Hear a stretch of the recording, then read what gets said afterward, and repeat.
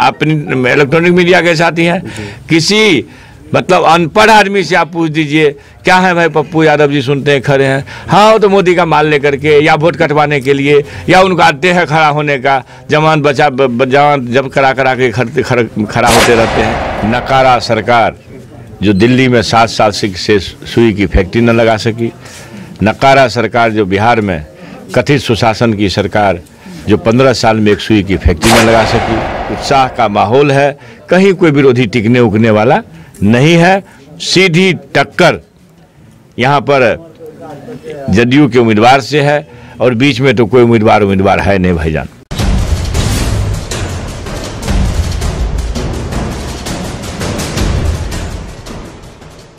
नमस्कार, आप देख रहे हैं मधेपुरा लाइव न्यूज और मैं हूं अमित कुमार। मधेपुरा विधानसभा के सौहगर पंचायत में अभी हम हैं और हमारे साथ राजद के प्रोफेसर चंद्रशेखर यादव जी हमारे साथ बने हुए हैं। लगातार कैंपेनिंग कर रहे हैं, रात्रि का समय है और लगातार लोगों से मिल रहे हैं। क्या कुछ रुझान आ रहा है, क्या लोग कह रहे हैं, आइए उनसे उन्हीं की जुबानी सुनते हैं। सर, आपका मधेपुरा लाइव न्यूज में आपका स्वागत है। धन्यवाद जी सर, आप लगातार रात्रि में भी घूम रहे हैं, लगातार कैंपेनिंग कर रहे हैं, लोगों से मिल रहे हैं, क्या कब हो रहा है ये? नहीं, वाजिब है, सब दिन मिलते रहो और लगन के टाइम में आप न मिलिएगा तो अच्छा खासा संवाद रहने के बावजूद भी लोगों में थोड़ी सी नाराज़गी होती है। मैं देख रहा हूं कि लोग तैयार बैठे हैं तेजस्वी जी को मुख्यमंत्री बनाने के लिए। नकारा सरकार जो दिल्ली में 7 साल से सुई की फैक्ट्री न लगा सकी, नकारा सरकार जो बिहार में कथित सुशासन की सरकार जो 15 साल में एक सुई की फैक्ट्री न लगा सकी, जो ताने बाने बुने गए थे एनआरआई लोग से बात करके पता नहीं बिहार का विकास होगा। बिहार का विकास नहीं, बिहार के ख़त्म होने का मैंने एक तरह से सूत्रपात किया लोगों ने। तो ज़बरदस्त समर्थन है। 10 लाख लोगों को एक कलम से रोजगार इस देश नहीं दुनिया का एक ऐतिहासिक फैसला है। यह इसी ढंग के ऐतिहासिक फैसला आदरणीय नेता सामाजिक न्याय के योद्धा लालू प्रसाद जी लिए थे।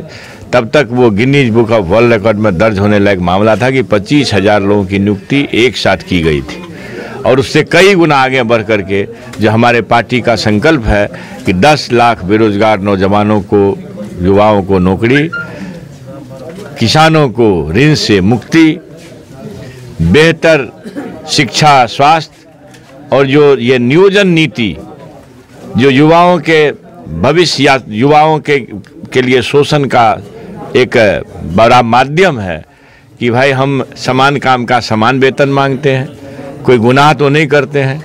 एक ही काम करने वाले आप पत्रकार बंधु हैं, अगर आपकी कंपनी कोई आपको दे 5,000 रुपया और आपके दूसरे लोगों को दे 15,000 रुपया उसी काम के लिए, तो ये दोरंगी नीति नहीं चलनी चाहिए, नहीं चलेगी। और इसी पर पर्दा डालने के लिए हमारे नेता ने ये कहा है कि तमाम तरह के नियोजन नीति नहीं, नियुक्ति की नीति चलेगी।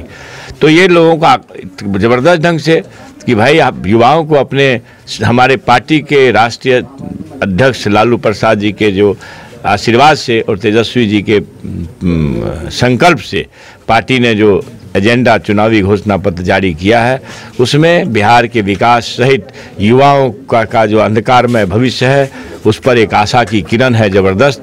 इसलिए ज़बरदस्त समर्थन है। रात के पहर में भी सैकड़ों लोग, दर्जनों लोग पीछे लगते हैं। उन्माद उत्साह का माहौल है, कहीं कोई विरोधी टिकने उगने वाला नहीं है।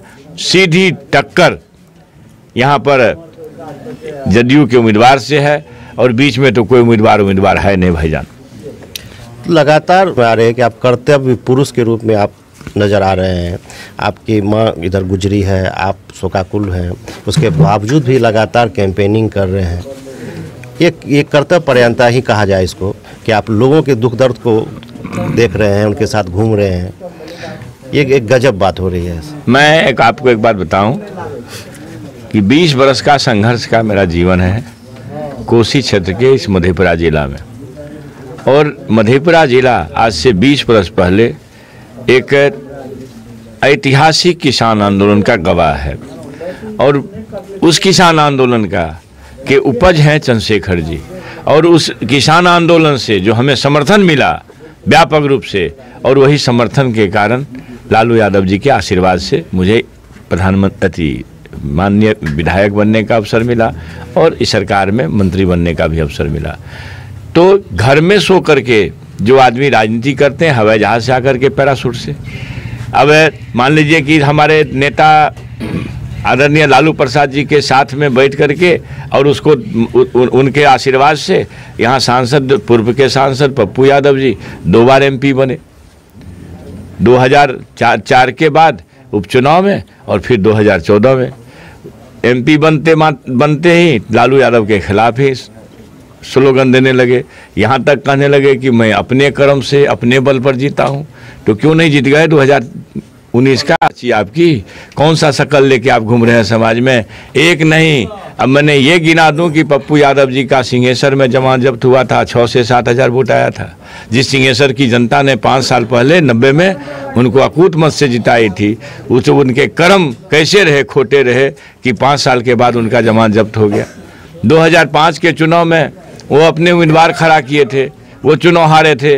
आदरणीय नेता लालू प्रसाद जी के आशीर्वाद से वो भी अपने इस तरह के कैंडिडेट खड़ा कर पाए कि वो भी चुनाव नहीं जीत पाए। 2010 के चुनाव में मेरे खिलाफ राष्ट्रीय पार्टी का सिंबल दे करके एक उम्मीदवार को खड़ा किए थे, पता नहीं 56 जगह नुक्कड़ सभा किए थे, मगर उनके उम्मीदवार को 2800 वोट आया था। 2015 के चुनाव में एक बड़े शिक्षा माफिया को खड़ा किए, पता नहीं आधा दर्जन से ज़्यादा उनके पास कॉलेज है, डिग्री कॉलेज है, ट्रेनिंग कॉलेज है, पता नहीं क्या क्या कॉलेज है। 1000 स्टाफ है, 1000 स्टाफ भाईजान अगर किन्हीं के कॉलेज या स्कूल में है तो ये माना जाएगा कि कम से कम 5000 वोट तो उसका अपना खास है। और उस MP साहब यहाँ के स्वयं MP थे और वहाँ MP रहते हुए भी उस व्यक्ति को मात्र 6000 वोट आया था, जमानत बचाना दूर की बात है।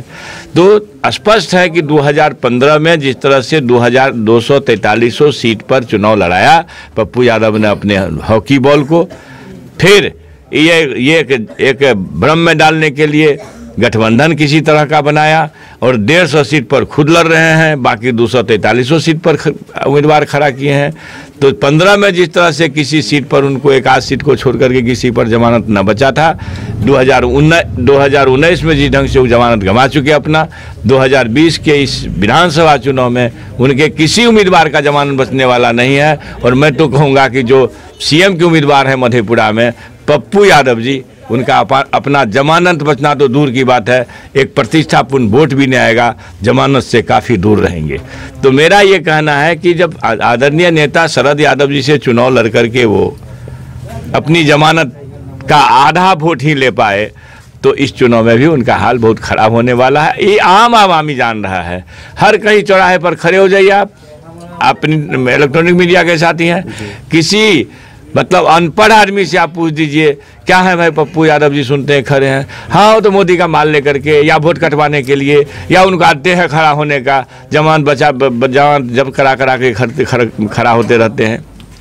इस तरह के लोग जो स्पष्ट रूप से संघी मनुवादी साजिश के अंग बनते हैं, राष्ट्रपिता गांधी के हत्यारे गोडसे के संतानों से माल लेकर के हमारे सामाजिक न्याय के योद्धा लालू प्रसाद जी की पार्टी के संकल्प को और तेजस्वी जी को मुख्यमंत्री बनने से रोकना चाहते हैं, उनको मधेपुरा की जनता सबक सिखाएगी। ऐसे लोगों को संपूर्ण बिहार में सबक सिखाएगी।